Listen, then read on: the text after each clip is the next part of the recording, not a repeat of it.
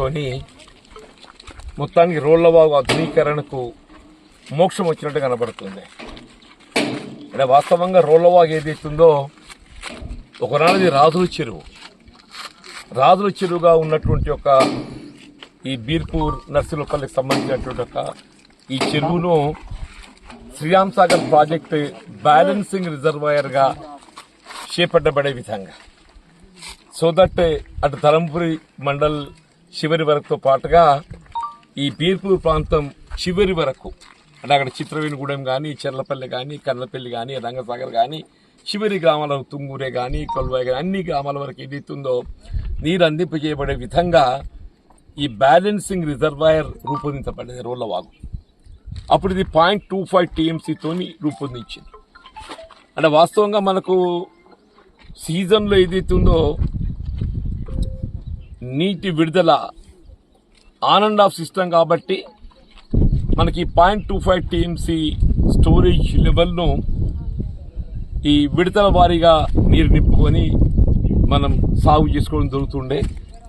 సరే గత ప్రభుత్వం ఏదైతున్నదో ఈ 0.25 TMC ఉన్నటువంటి నీటి నిల్వను 1 TMCగా దాన్ని పెంచబడే విధంగా ఈ రోళ్లవాగు ప్రాజెక్టు ఆధునీకరణ కార్యక్రమం అనేది అయితే 60 కోట్లతో తెరమీ తేవడం జరిగింది. ఏ రోళ్లవాగు ప్రాజెక్టు ఆధునీకరణ అని తెరమీదికి రావడం జరిగిందో ఈ బీర్పూర్ మండల వాస్తవ్యులు ధరంపూరి ప్రాంతం వారికి ఒక విధంగా కష్టాలు మొదలైనని చెప్పక తప్పదని చెప్పండి. అంతకుముందు ఏదైతుందో అట్లీస్ట్ విత్ దట్ 0.25 TMC ఎప్పుడు కూడా ఇబ్బంది లేకుండా ఎప్పటికప్పుడు కొంత సమస్య అయినా కానీ ఏదైతుందో పంటలు తడారిపోకుండా నీటి సౌకర్యం పొందడం జరుగుతుంది. సరే ఏదో మంచి జరుగుతుందని చెప్పి ఆశించడం కానీ ఆ మంచి జరగటం చేయటం లోపల ఏదైతుందో ఆనాటి ప్రభుత్వం టీఆర్ఎస్ ప్రభుత్వం నిర్లక్ష్యం కారణంగా అప్పుడు ఒకసారి అయితే ఫండ్ బ్రీచ్ అయిపోతే కింద వందలాది ఎకరాలు ఇసుక మెటల్ వేసింది.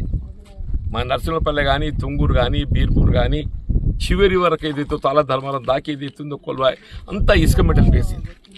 ఇసుక మెటల్ వేసి మన పంటలు నష్టపోవడంతో పాటుగా భూములన్నీ కూడా మళ్ళీ ఇసుక తోడేయడం కూడా పెద్ద సమస్య అయిపోయింది. భూమిని సిద్ధం చేసుకోవడం కొనుక్కున్నట్టయింది.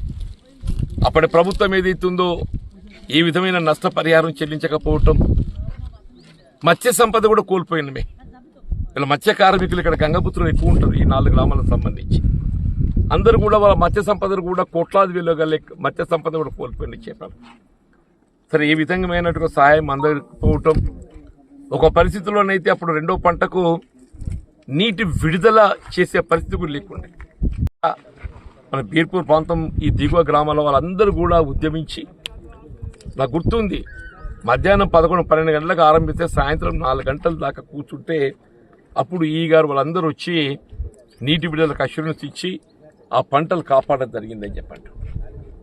ఇవాళ ఆ పరిస్థితి తిరిగి తలెత్తకుండా ఈ రోళ్లవాగు ప్రాజెక్టులు పూర్తి స్థాయి లోపల పూర్తి చేయబడే విధంగా అటు గౌరవ ముఖ్యమంత్రి రేవంత్ రెడ్డి గారి దృష్టికి తీసుకెళ్లడమే కానీ, నీటిపారుదల శాఖ మంత్రి ఉత్తమ్ కుమార్ రెడ్డి గారి దృష్టికి తీసుకుపోవడమే కానీ, 60 కోట్లతో రూపొందించబడ్డ అంచనా ఇవాళ 152 కోట్లు పెరిగింది. 152 కోట్లు పెరిగిందని చెప్పండి. సరే ఇందులో ల్యాండ్ ఎక్విజిషన్ ఇన్వాల్వ్ అయి ఉన్నది. గతంలో ఏదైతుందో ఇరిగేషన్ డిపార్ట్మెంట్ ఫారెస్ట్ డిపార్ట్మెంట్కు సమన్వయం లోపించి ఇవాళ ఈ అదనంగా ముంపు గురైనటువంటి యొక్క నీటి సామర్థ్యానికి తగు అటవీ భూమికి కావలసిన రెవెన్యూ ల్యాండ్ సబ్స్టిట్యూట్ ఇవ్వడం లోపల కార్యాచరణ రూపొందించకపోవడంతో కూడా కొంత జాప్యం జరిగింది. ఇవాళ ఏదైతుందో ఈ 0.25 to 1 TMCకి నీటిలో సామర్థ్యం ఏదైతే పెరగడం జరుగుతుందో ఆ అదనంగా ముంపు గురయ్యేటువంటి ఒక అటవీ ప్రాంతానికి తగు విధంగా రెవెన్యూ ల్యాండ్ మన జగిత్యాల జిల్లాలో అటు పెగడపల్లి మండలంలో కొంత భాగం, గొల్లపల్లి మండలంలో కొంత భాగం ఏదైతుందో అని ప్రత్యామ్నాయంగా సమకూర్చడానికి మరి ప్రభుత్వం నిర్ణయం తీసుకోవడం జిల్లా కలెక్టర్ గారి స్థాయి లోపల ఇప్పుడు ఫైల్ ఈజ్ ఆల్రెడీ మూవ్డ్. ఇప్పుడు చీఫ్ కన్జర్వేటర్ ఫారెస్ట్ దగ్గర ఉంది. కన్జర్వేటర్ గారి దగ్గరికి ప్రతిపాదించబడ్డది. చీఫ్ కన్జర్వేటర్ ఫారెస్ట్ దగ్గర ఉన్నది. అక్కడికి వెళ్ళి ఏది ఇస్తున్నదో దట్ విల్ స్టేట్ ప్రభుత్వం రాష్ట్ర ప్రభుత్వానికి పోతుంది. రాష్ట్ర ప్రభుత్వంకి వెళ్ళి ఏదైతే మళ్ళీ కేంద్ర ప్రభుత్వం నివేదించడం జరుగుతుంది. మనకు పూర్తి స్థాయిలో అనుమతులు రావాలంటే కేంద్ర ప్రభుత్వంకి వెళ్ళి రావాలి. That may take little time. కాబట్టి ఇది ఈ లోపల మన పంటకు ఇబ్బంది ఎదురు కాకుండా, ఇదివరకే అనేక ఇబ్బందులు కష్టాలు ఎదుర్కొన్నాం, భవిష్యత్తులో అటువంటి ఇబ్బందులు కష్టాలు ఎదురు కాకుండా ఉండాలని చెప్పని మరి డిపార్ట్మెంట్ కొంత చలనం రావటం, మరి ఇక్కడ స్లూయిస్ గేట్లు బిగిస్తే అటు ఎగువ భాగానికి కానీ ఇటు దిగువ భాగానికి కానీ ఇరు ప్రాంతాలకు నీరు మనం ఆశించిన మేరకు అందింపజేయగలిగే అవకాశం ఉంటుంది. ఆ స్లూయిస్ గేట్లు బిగించడమే ఇంతవరకు ఒక సమస్య అయిపోయింది. ఇప్పుడు మనం గేట్లు అమర్చేది 0.25 TMC నిలో సామర్థ్యానికి తగు విధంగా మాత్రమే అమరుస్తున్నాం. మనం ఈ 0.25 TMC నిలో సామర్థ్యం గతంలో కూడా ఉండున్నది. మనం అదనంగా ముంపు గురయ్యేటప్పుడు ఏదైతుందో అదనపు అటవీ ప్రాంతం ముంపు గురవుతుంది. కాబట్టి మనం ప్రత్యామ్నాయంగా స్థలం ఇచ్చిన తర్వాత, ప్రత్యామ్నాయంగా చెట్లు నాటిన తర్వాత అది మనం వినియోగించుకునే అవకాశం వస్తాయి. అది కొంత టైం పట్టేస్తుంది, జాప్యం పెట్టింది. కాబట్టి అంటే లిటిల్ మోర్ ఇంకో 5-6 మాసాలు పట్టవచ్చు అనుకుంటుంది. మన ప్రత్యామ్నాయంగా ల్యాండ్ బదిలీ కావడానికి కేంద్ర ప్రభుత్వంకి వెళ్ళి మనకు అనుమతులు రావాలి. కాబట్టి ఈ లోపల 0.25 TMC నిలో సామర్థ్యాన్ని గతంలో లాగా వినియోగించుకునే విధంగా ఈ స్లూయిస్ షట్టర్స్ బిగించుకోవడానికి కావాల్సినటువంటి ఒక నిర్మాణ పనులు, బెడ్ ఇప్పుడు నడుస్తుంది. బెడ్ ఇంతవరకు ఈ బెడ్ కూడా వాళ్ళు నిర్మాణం చేయడం జరగలేదు. దాదాపు 8 మీటర్ల బెడ్ వేసింది ఇప్పుడు స్లూయిస్. ఇక్కడ ఇంకొక 3 మీటర్లు అయితే బెడ్ పని అయిపోతుంది. ఇది ఒక 10-15 రోజుల లోపల, 3 వీక్స్ లోపల, 2 వీక్స్ లోపల ఇది అయిపోతుంది. ఇది కాగానే మనం షట్టర్స్ ఇంకొక 2 వీక్స్ అది పట్టవచ్చు. అంటే ఇప్పుడు అధికారులతో చర్చిస్తే వాళ్ళు ఇచ్చేటువంటి ఒక అష్యూరెన్స్, ఒక టైం ఫ్రేమ్ ఏదైతున్నదో before end of the June అంటే బై 1st జూలై వారు ఏదైతున్నదో ఈ షట్టర్స్ బిగింపు చేయటం పూర్తవుతుంది అన్నటువంటి ఒక అభిప్రాయాన్ని వ్యక్తం చేస్తున్నారు.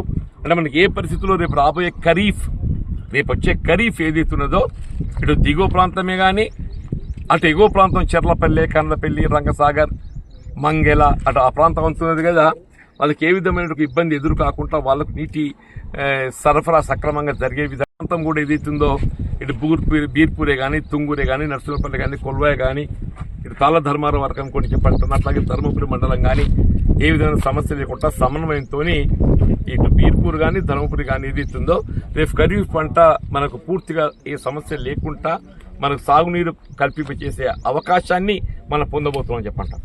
అంటే ఇది మనం గమనించాల్సింది. వీళ్ళ గత ప్రభుత్వం బీఆర్ఎస్ గవర్నమెంట్ ఏదైతుందో ఈ ఆధునీకరణ కార్యక్రమాన్ని తెరపైకి తీసుకొచ్చినా కానీ దశాబ్ద కాలం మనం దాని నిర్మాణం ఏదైతుందో పూర్తి చేసుకోలేకపోయాం. ఆటంకాలతో ఏదైతుందో, సమన్వయ లోపంతో ఏదైతుందో నిలిచిపోయింది. రాష్ట్రంలో కాంగ్రెస్ ప్రభుత్వం ఏర్పడటంతో ఏదైతుందో అందులో కదలిక వచ్చింది, చలనం వచ్చింది. దాని పర్యవసానం ఏదైతుందో మనం ఫలితం పొందబోతున్నాం అనే ఒక భావన, అభిప్రాయాన్ని వ్యక్తం చేస్తున్నాం. వాళ్ళ షట్టర్స్ బిగింపు నిర్మాణానికి సంబంధించినటువంటి ఒక బెడ్ ఏ విధంగా నిర్మాణం జరుగుతుందో గమనిద్దామని చెప్పి రావడం జరిగింది. దీన్ని వచ్చినట్టుగా రైతు సోదరులు, వివిధ హోదాల్లో బాధ్యతలు నిర్వర్తించిన ప్రజాప్రతినిధులు, పాల్గొన్న అధికారులకు అందరికీ నేను ఉదయపూర్వకంగా ధన్యవాదాలు చెప్తూ, నేను ప్రత్యేకంగా ఇంజనీరింగ్ అధికారులు ఉదయం కూడా మాట్లాడా, చక్రునాయక్తోనే కానీ, సంబంధిత ఎగ్జిక్యూటివ్ ఇంజనీర్తోనే కానీ వాళ్ళతో డిస్కస్ చేశాను. నేను వాళ్ళందరూ కూడా ఏదైతుందో లేదు సార్, ఏ పరిస్థితిలో జూన్ ఎండింగ్ లోపల మేము షట్టర్స్ బిగిస్తామనేటువంటి ఒక విశ్వాసాన్ని వ్యక్తం చేసిండ్రు. నేను తప్పకుండా రైతాంగానికి ఏదైతుందో మనము రేపు ఖరీఫ్కి ఏ విధమైన ఆటంకం లేకుండా నీటి సదుపాయం కల్పింపజేయడానికి తప్పక మనము ఫలితం పొందుతాం, చర్యలు తీసుకుంటాం అని చెప్పి మనం చేస్తున్నాం.